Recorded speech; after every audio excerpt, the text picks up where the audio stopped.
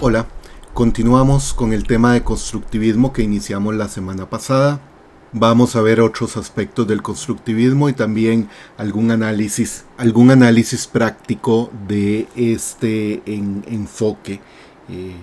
Es importante, reitero, la precisión conceptual sobre constructivismo, porque el uso de los conceptos es diferente a teorías que hemos visto antes y responde a acuerdos intersubjetivos. Eso es importante que lo tengan en cuenta. Entonces, continuamos con la idea del constructivismo en las relaciones internacionales. En este sentido, es importante tener en cuenta que aquellos conceptos claves, aquellos hechos fundamentales de las relaciones internacionales que tienen relevancia, ya sea grande o poca, son construcciones sociales e históricas, o sea, tienen una dimensión de tiempo y espacio. No están condicionadas a algo dado sin cambio.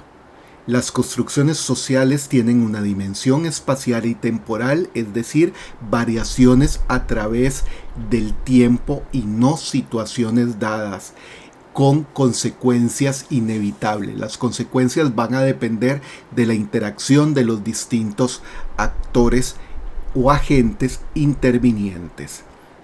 Es introducido el constructivismo en el contexto del fin de la Guerra Fría, sobre todo por el fracaso de las teorías dominantes, de las teorías del mainstream, que no pudieron explicar por qué la Guerra Fría finaliza en la forma en que finaliza. Fue Nicholas Onuff que identifica hacia finales de la década de 1980 cómo las acciones de los individuos aceleraron el fin de la Guerra Fría, no los estados y las organizaciones. La caída del muro de Berlín, por ejemplo, no fue un asunto de gobiernos, no fue un acuerdo entre gobiernos para derribar el muro de Berlín creado tras la Segunda Guerra Mundial en 1961. De igual forma, por ejemplo, el ascenso de Solidaridad y Lech Walesa en Polonia como uno de los grandes cambios de finales de la década de 1980 no fue una iniciativa ni siquiera de partidos políticos o de gobiernos, fue de un líder sindical y de la misma población polaca. Esas situaciones es lo que lleva a Onuff a identificar que hay efectos de las acciones individuales en el ámbito internacional relevantes que pueden generar cambios más allá de lo que puedan hacer los gobiernos. Es decir, los actores continuamente modelan la naturaleza de las relaciones internacionales con minúscula y con artículo porque se refiere al campo de estudio. Recuerden, lo he reiterado muchas veces, que si nos referimos a la disciplina, no usamos artículo y usamos mayúsculas. Son cosas diferentes, ¿verdad? Así que hay que tener en cuenta esas precisiones en el caso también de esta disciplina. Como reitero, la precisión conceptual en el caso del constructivismo. El constructivismo tiene una serie de fundamentos, ya lo vimos en la clase anterior. Es una perspectiva de la política de identidad, o sea, la identidad es un fundamento clave del análisis desde la perspectiva constructivista. Lo vamos a ver con un ejemplo. El rol del nacionalismo, de la etnicidad, del género, de la religión en las relaciones internacionales es importante.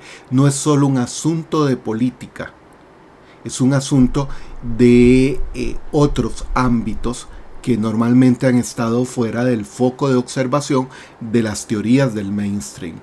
La identidad explica cómo los estados interactúan. La identidad de los estados define con quién interactúan más que con otros actores. Los estados se ven como aliados, como adversarios, como agresivos. O sea, el estado concibe a otros estados de distinta forma. No todos los estados son percibidos de la misma forma.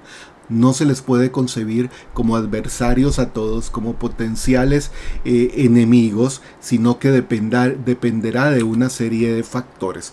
En ese sentido hay que tener en cuenta ese detalle. Ahora bien, la anarquía. Supongo que ya ustedes leyeron el artículo de Alexander Benn. Porque me queda, permítame en esta otra nota al margen, me queda la sensación de que la mayoría de ustedes no leen. Y leer, ustedes me han escuchado muchas veces decir que voy a hojear el documento. Hojear es así, darle una rápida mirada, ver qué contiene, pero leer es observar los detalles, los conceptos claves, identificándolos, entendiéndolos, internalizándolos para poder llegar a comprender lo que plantea el autor de ese texto. Eso es leer. E incluso para un examen leer no es suficiente. Hay que ir más allá de leer y es analizar el texto. Entonces el texto de Alexander Benn sobre la anarquía internacional es fundamental. ¿Por qué? Porque la anarquía es una comunidad imaginada. La anarquía existe porque los estados decidieron crear la anarquía. Si no, el sistema internacional tendría otra característica. Y la estructura internacional también tendría otra característica. O sea, la anarquía no es algo dado. E incluso la anarquía ha ido variando a través del tiempo o de la historia del sistema internacional. Hay alianzas que son duraderas. La mayoría de las alianzas son duraderas. No es que se conforman solo para atender una circunstancia. Como dirían otras teorías, no. Las alianzas se construyen con aliados, con estados que son percibidos como aliados y contribuyen a el logro de los objetivos de los estados. La información incide en la actividad estatal. O sea, los estados reciben información y perciben la información de distinta forma y esto incide en cómo los estados adoptan acciones. Y existe la validación de los principios liberales, o sea, de los principios de cooperación, y no confundan principios liberales con neoliberalismo en relaciones internacionales. Son cosas diferentes. No, ni con filosofía política ni con economía. Eso es fundamental. Reitero, la precisión conceptual es fundamental en relaciones internacionales y en el constructivismo aún más. Entonces existe una validación por parte de los estados de los principios liberales. Por eso es que se habla de un sistema internacional liberal en el pasado y ahora un sistema iliberal, porque no se están respetando la mayoría de los principios liberales en el sistema internacional. Hay dos grandes teóricos, Nicolás Onuf, que fue el que le da origen al constructivismo en relaciones internacionales. No lo confundan con constructivismo en otros ámbitos, en otras disciplinas. Tienen que entender el constructivismo en relaciones internacionales. Claro que está relacionado, pero hay enfoques en educación, por ejemplo, sobre constructivismo que no están relacionados con el constructivismo en relaciones internacionales. Nicolás Onuf, en 1989, introduce el concepto. Onuf había venido en una oportunidad invitado a la Escuela de Relaciones Internacionales a hablar del tema. Yo ya tengo rato de no comunicarme con Onuf. Es un referente importante. Ahora, hay un segundo referente que es el que pone en las redes el constructivismo, y es Alexander Benn o Alexander Wendt, con la idea de la teoría social de la política internacional. Son enfoques diferentes. El constructivismo de Onuf es más discursivo, tiende a ser ontológica y epistemológicamente pospositivista, mientras, como ya ustedes lo saben, el caso del enfoque de Benn sobre teoría social de la política internacional constituye un matrimonio entre una ontología positivista y una epistemología pospositivista, ¿no? Hay otros teóricos importantes que han hecho contribuciones y que han agregado algunos elementos adicionales, creando nuevas corrientes en el constructivismo. Entonces hay un constructivismo, repito, de Onuf muy pospositivista, en alguna medida postmodernista, el constructivismo social de Alexander Benn, pero tienen a Emanuel Adler, a Friedrich Kratochwil, John Ruggie y Peter Kasstein. Algunos de los textos de estos autores, los dos primeros que son fundamentales, es como el mundo de nuestra hechura o de nuestra creación es un aporte fundamental para entender el trabajo de Benn sobre la teoría social de la política internacional.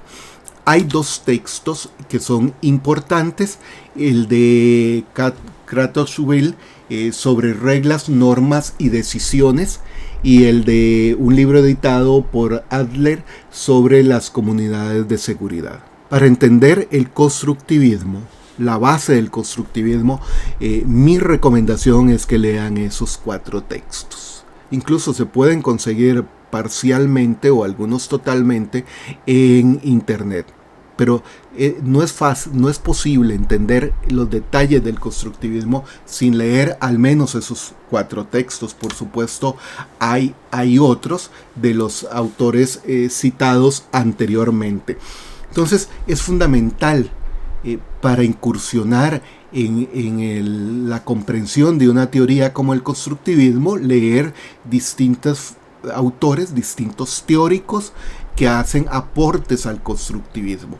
De igual manera, eso permite tener las premisas para poder entender cómo ocurren los procesos desde la perspectiva del constructivismo. En constructivismo las percepciones son fundamentales. Ya lo mencionamos en la clase anterior. O sea, los estados no se perciben de la misma forma entre sí. Y hay una construcción del discurso que incide en cómo los estados ven las cosas. O sea, las 3 caricaturas tienen detalles importantes. Las 3 ponen a 2 de las superpotencias en vinculación sobre un tercer estado. O sea, cómo percibe Corea a Estados Unidos y a China.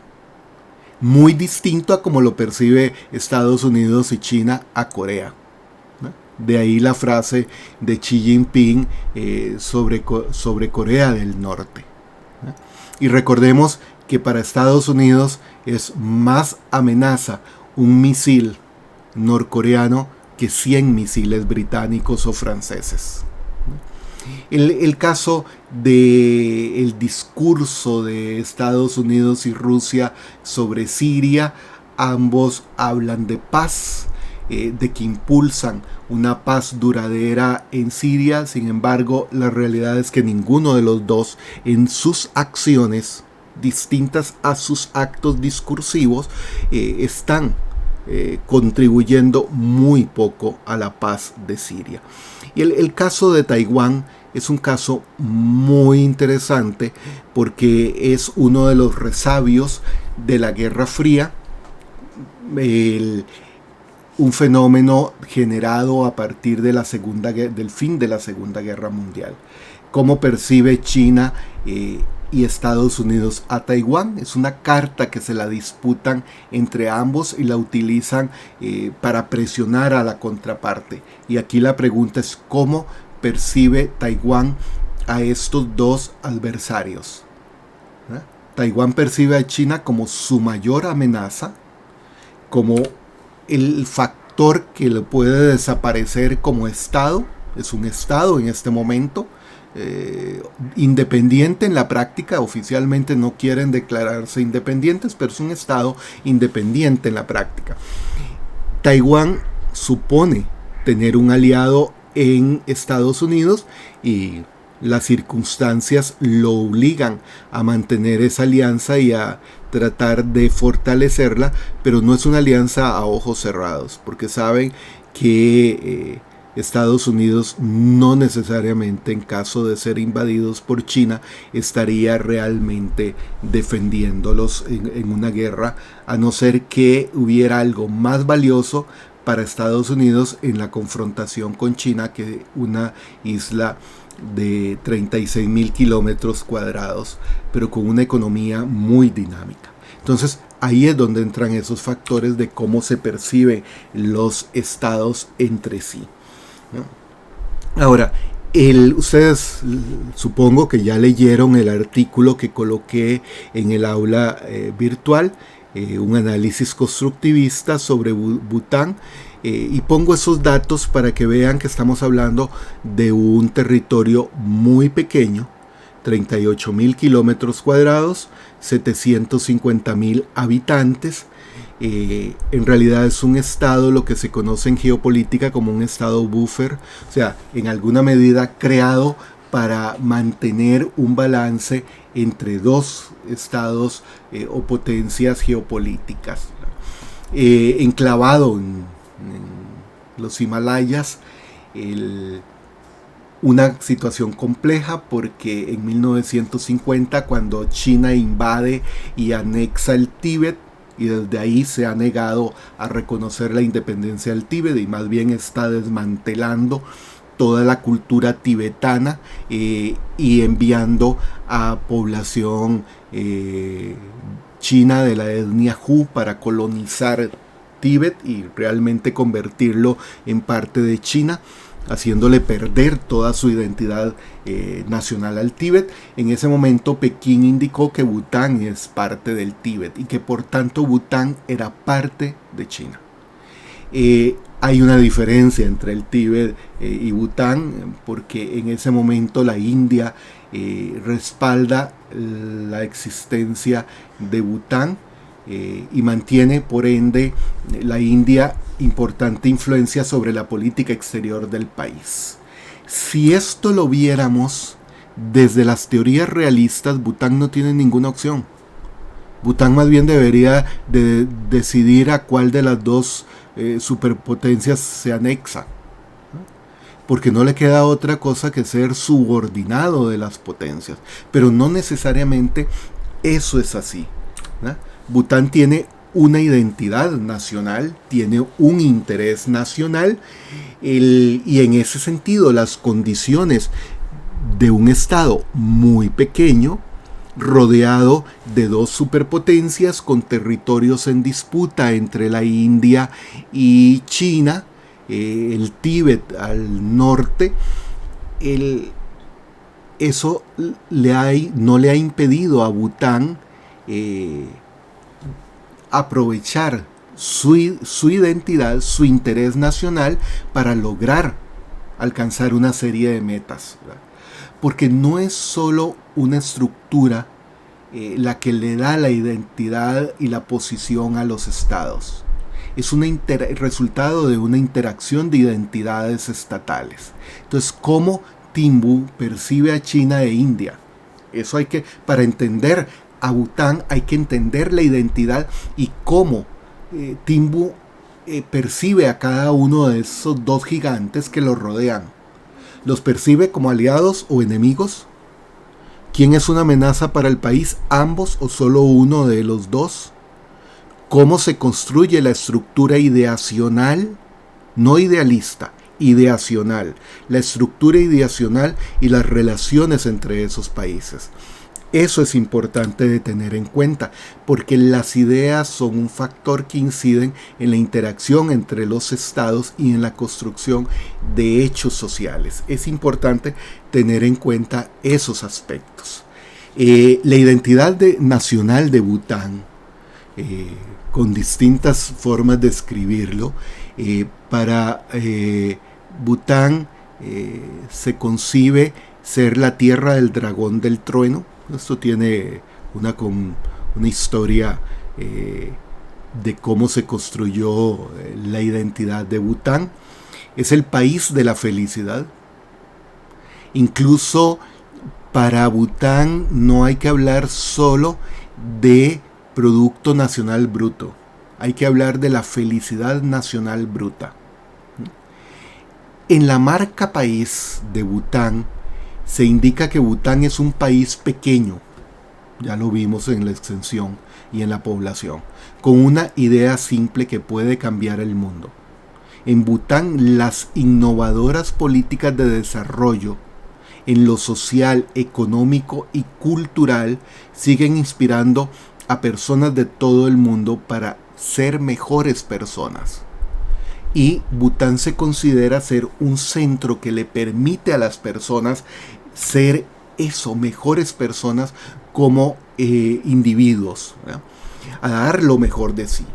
Y estamos deseando ver cómo esta nueva marca, la marca de Bután, puede ayudar a dar forma al futuro de la nación y a su gente.